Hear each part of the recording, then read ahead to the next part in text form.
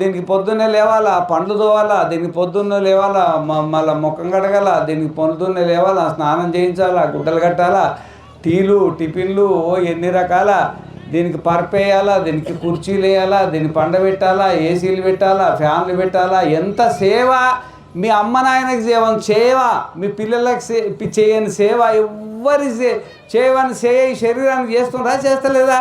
ఈ భూతం పట్టుకుందా పట్టుకోలేదా? దీన్నే భూతం అంటారు అనమాట. శరీరానికి పేరే భూతం అన్నమాట. అయితే ఈశ్వర సర్వభూతానం, ఇది భూతమైన ఈ భూతాధిపతి పరమేశ్వరుడు ఒకడు ఉన్నాడు దీంట్లో. ఎవరు?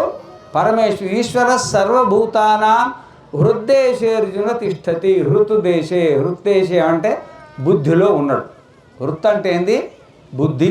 నీ బుద్ధిలో, నా బుద్ధిలో, అందరి బుద్ధిలో పరమాత్మ అనేది ఉన్నాడు అనమాట. కాబట్టి మన లోపల ఏ విధంగా పరమాత్మ ఉన్నాడు, ఆ